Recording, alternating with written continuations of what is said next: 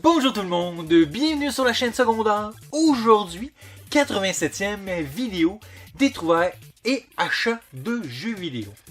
Aujourd'hui, 4 catégories précises, les achats achetés au Village des Valeurs ou quelque chose de semblable, les achats faits sur eBay, les achats faits de particuliers dans le secteur, QG Marketplace, et on finit avec les achats faits dans les boutiques spécialisées, surtout GameStop.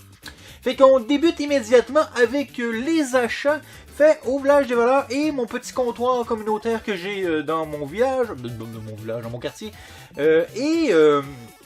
J'ai trouvé quelque chose. C'est sûr que, comme d'habitude, quand je recommence à faire un peu d'achat, après une vidéo, comme après celle-ci, ma liste de jeux est vide, fait qu'il faut que je retrouve des choses. Et des fois, on trouve pas toujours ce qu'on désirait trouver, mais on tombe sur des choses quand même intéressantes. En tout cas, pour le prix que ça m'a coûté, ce que je vais vous montrer m'a coûté uniquement 3$ si je fais pas d'erreur, même peut-être en bas de ça. Mais ça reste quand même bien sympathique. Il y a beaucoup de sport, mais c'est pas grave. Je débute avec le premier jeu que j'ai mis la main dessus sur mon petit comptoir communautaire de mon quartier. NHL 2000, un jeu PC. Oui, de ce temps-ci, j'aime quand même mettre la main sur certains jeux PC. C'est sûr que normalement, je l'aurais pas pris, oui. Mais, t'es en bon état. Puis c'est du hockey. C'est peut-être un des sports qui me dérange le moins de collectionner, à part peut-être un peu la course automobile. Mais un NHL 2000, je l'avais pas. En tout cas, je pense pas que je l'avais dans mes jeux de console. Peut-être que je me trompe, faudrait que je vérifie. Mais quand même correct. Je pense qu'il coûtait 25 sous, 50 sous, c'était ridicule. C'est pour ça qu'à quelque part, même le boîtier, à quelque part, il vaut cette valeur. Après ça, un autre jeu de sport, toujours du hockey. On tombe ici avec NHL 96, aussi de EA Sport. Un jeu où on voit les Devils du New Jersey et les Red Wings. Les Red Wings de Détroit. Ouais. Ça fait qu'on se retrouve ici avec un jeu complet aussi, parce que c'est pas bien compliqué. Il reste juste à savoir, est-ce qu'à l'époque il y avait des big box pour ça? Ça, c'est une question qu'on pourrait se poser. Peut-être bien que oui, parce que, étant donné que le manuel... il y a quand même un petit manuel d'instruction à l'intérieur. Ça fait que peut-être que ça se vendait comme ça, mais à mon avis, il y avait quand même des big box. On poursuit avec le hockey. Je suis tombé sur un petit jeu PlayStation 2. C'est que, avec le NHL 2004, que je ne possédais pas. Fait qu'il est complet, il est en super état. Ça fait qu'on rentre ça aussi dans la collection. Ça reste du hockey, c'est correct, c'est bien. Après ça, je suis tombé sur un jeu que techniquement j'aurais pas acheté, mais au prix qu'il valait. Ça m'a peut-être, comme je vous dis, ça m'a peut-être coûté 3$ en tout ça. Maximum. C'est Sing It de Disney. Et c'est le High School Musical 3, Senior Years. Fait que il est style. C'est pour ça que je l'ai pris à fin de compte. Puis, personnellement, j'aime bien les jeux de chansons, mais pas pour jouer, mais uniquement pour les mettre dans la console et pouvoir les écouter comme de la musique ordinaire. Là, comme la radio, des fois, il y a des modes free, puis free dans le sens que tu mets le CD et ça, la musique va jouer sans scoring, rien. Fait que ça peut être intéressant. Fait que, il est style, fait que, à mon avis, il va rester scellé. C'est pas quelque chose que je vais ouvrir pour le mettre dans ma console. Mais, quand même correct. Et le dernier jeu, peut-être le plus intéressant, ça reste à voir, Lord of the Rings 2. Fait que c'est un jeu PC, quand même à l'ancienne, fait par Sierra. On voit qu'il y avait peut-être des big box à l'époque. C'est un jeu qui contient un CD français Windows 95, déjà là, c'est un peu plus compliqué. Et français, ça veut dire siège pack Lord 2. Et là, ça c'était quoi? Lord of Realm. Fait que peut-être il y a 3 éléments là-dedans. On voit qu'il y a 3 boîtes. C'est la Royal Edition. Ça fait que c'est une édition vraiment de luxe. Il faut Windows 95. Fait que on voit un petit peu, je sais pas les images d'un jeu. On voit que c'est à l'ancienne. Par la suite, au Village des Valeurs, je suis tombé sur des pièces un peu plus intéressantes. C'est sûr qu'on est encore beaucoup dans le sport, malheureusement, mais c'est pas si grave que ça. Fait que je suis tombé sur un petit Virtua Tennis World Tour. hein, sur la PSP. PSP, c'est pas la console qu'on trouve le plus souvent, mais il était quand même en bon état. Je pense que je l'ai payé 5$ si je fais pas d'erreur. Fait que non, très content, en bon état, très beau. C'est que ça, pour moi, c'est quelque chose que j'aime bien ramasser. Après ça, j'ai un petit jeu de F1 2010 à la PS3. Fait complet aussi. En bon état aussi. C'est très content de rentrer ça dans la collection. Il restera à voir visuellement, c'est intéressant, mais c'est quand même sur PS3. C'est que normalement, la PS3 fait quand même une bonne job. Et un petit Fight Night 2004. J'aime bien les Fight Night. J'ai connu les Fight Night sur 360. Le Fight Night Round 3, je pense, je sais pas d'erreur, qui était bluffant à l'époque pour le visuel.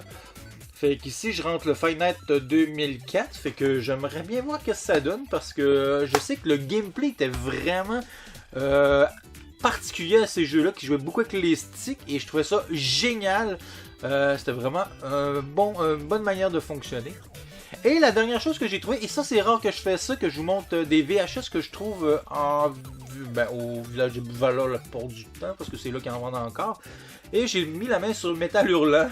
La pochette me disait quelque chose, j'ai réécouté le film. C'est sûr que ça reste de l'animé, un petit peu 3X à certains endroits, parce qu'on voit quand même plusieurs poitrines.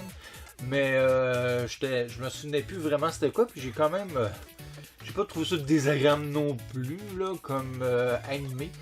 Parce que c'est quand même plusieurs histoires mélangées, on va dire, ou qui n'ont pas de lien ensemble, mais en fin de compte, il y a un lien, mais il faut l'écouter.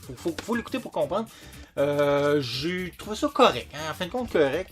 Fait que de temps en temps, quand je suis capable de mettre la main sur des VHS qui sont... on dirait qu'ils représentent bien les années 80, surtout. J'aime bien mettre la main dessus. Ça, je sais pas, faudrait que je vérifie la date. C'est peut-être un petit peu plus vieux que 81. En tout cas, la date que je vois là, c'est 81. Fait que ça rentre exactement dans les dates que j'aime. Je veux pas des VHS qui datent des années 90. Parce que 90, déjà là, t'avais la porte du temps. Il y a peut-être quelques exceptions, là, mais on était déjà rendu au DVD. Fait que...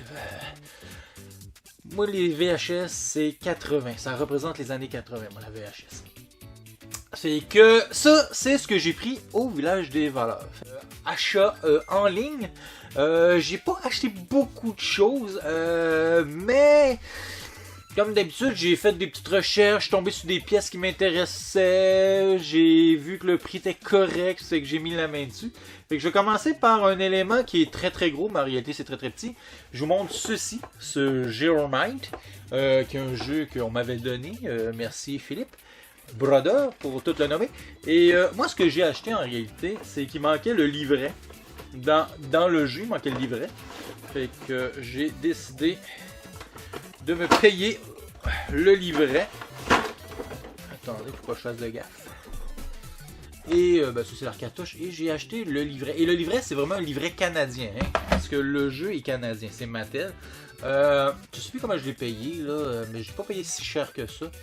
Peut-être moins de 15$ de mémoire, mais pas plus que 20$, ça c'est sûr. Fait que j'ai acheté vraiment le livret qui allait avec cette édition-là. Hein, pour le savoir, c'est vraiment indiqué.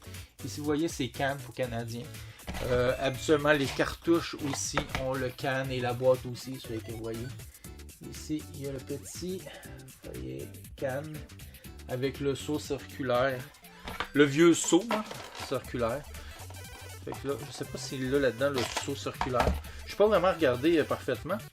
J'espère que c'est quand même lui qui vient avec. Vous voyez, le seau est circulaire. Parce que les nouveaux seaux de Nintendo, hein, le seau de certification que vous deviez avoir à l'époque pour être legit, pour pouvoir faire des jeux sur la console Nintendo, ben, il fallait avoir ce seau-là.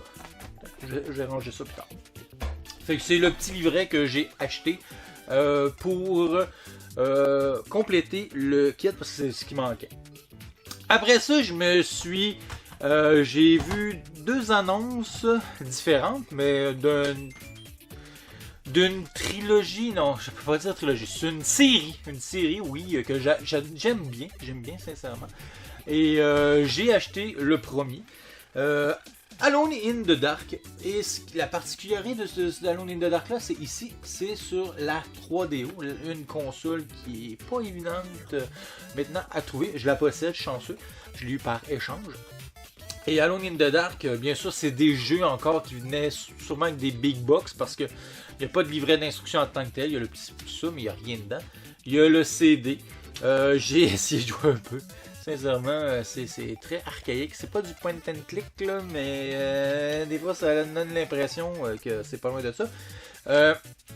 Pourquoi Alone in the Dark? Parce que moi, c'est une série que j'ai découvert vraiment à l'époque, surtout le premier, avec un de mes amis, Martin. Alone in the Dark, c'est vraiment le jeu qui a inspiré les Resident Evil. C'est sûr que le créateur l'a pas dit au départ, mais par la suite, il l'a comme avoué que c'était un jeu qui l'avait quand même inspiré. Cette espèce de personnage 3D qui se promène dans un environnement 3D précalculé. C'est-à-dire le visuel est super beau. C'est de l'image 2D qui bouge pas, on va dire.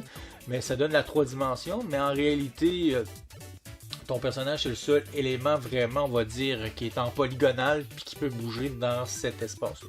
C'est pour ça que les Resident Evil, encore aujourd'hui, même les versions PS1, vieillissent bien. Même si ça pique un peu les yeux, les décors restent quand même très agréables. Et bien sûr, tant qu'à avoir le 1, j'ai cherché sur Internet. Je les ai payés cher. Je pense que j'ai payé... Il y en a un que j'ai payé 60, l'autre j'ai payé 40. Là. Je pense que c'est lui 60, le premier. Et le deuxième, j'ai payé 40. C'est pas les prix que j'aime tant payer, mais je voulais mettre la main dessus. C'est qu'ici, on a le Alone in the Dark 2. Même chose. Il venait juste avec son boîtier. Malheureusement, lui, il était craqué le boîtier. Je l'ai changé. Je change juste le devant. C'est pas compliqué. C'est des boîtiers de CD. Fait que Alone in the Dark est en très bon état aussi. Très propre, sincèrement, le CD. Fait que j'ai les deux maintenant. Il y en a 3 en tout. J'ai le 3e sur PC.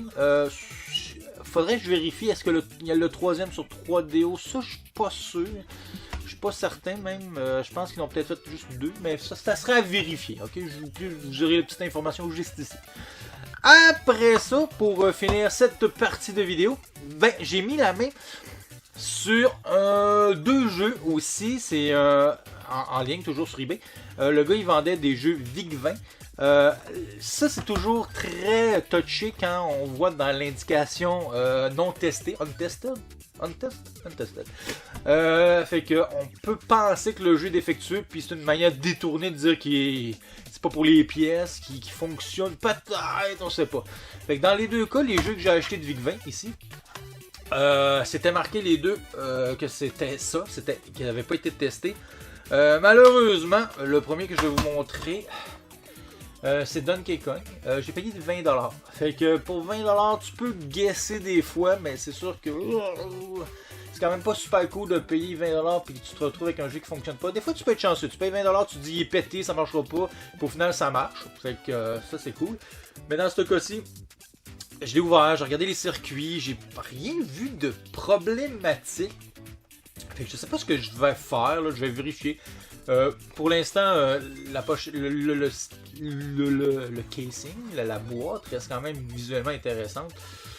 Je vérifierai, à moins que vous ayez des petits trucs à me donner, des astuces pour savoir comment je pourrais savoir qu'est-ce qui est brisé. Il y aurait peut-être des outils ou en tout cas du matériel adéquat pour checker si les circuits, vérifier si les circuits sont bien connectés, mais quand même. Mais on s'entend que c'était pas la meilleure version de Donkey Kong. La meilleure version de Donkey Kong, selon moi, c'est de l'époque, c'est la version Coleco qui est sublime. Mais dans ce cas-ci, ça marche pas, c'est qu'il faut que je vérifie. Je redonne que je vérifie à nouveau. Et c'est la même chose avec l'autre jeu, Pole Position, qui est un jeu aussi correct. Ouais, sincèrement, c'est pas le plus beau Pole Position, mais ce que j'aime bien du VIC-20, qui est juste là, mon petit VIC-20, c'est que c'est des jeux d'Atari. Puis moi, Atari, je l'ai dans mon cœur depuis que je suis tout jeune. C'est la console que j'ai eue, ma première console de salon que j'ai eue. C'est que pour moi, ça reste beaucoup de nostalgie. C'est que je suis toujours curieux de voir les portages qu'il y a eu de certains jeux populaires à l'époque sur d'autres consoles. Et j'aime quand même beaucoup la VIC-20 que j'ai pas connue à l'époque. et que je prends le temps de découvrir maintenant. Mais Pole Position, qui était dans les mêmes choses, même prix, 19,99 si je fais pas d'erreur, avec la même information, non testée, c'est que un autre fois tu prends un guess, mais lui il fonctionne très bien, c'est en même temps c'est ça, faut que je vérifie à nouveau le Donkey Kong, je l'ouvre à nouveau, que je vérifie les contacts, que je vois si je peux pas nettoyer un peu mieux les circuits, on verra bien. Fait que ça c'est mes achats sur eBay en tant que tel, c'est que ça reste quand même des achats intéressants. Très content pour la collection.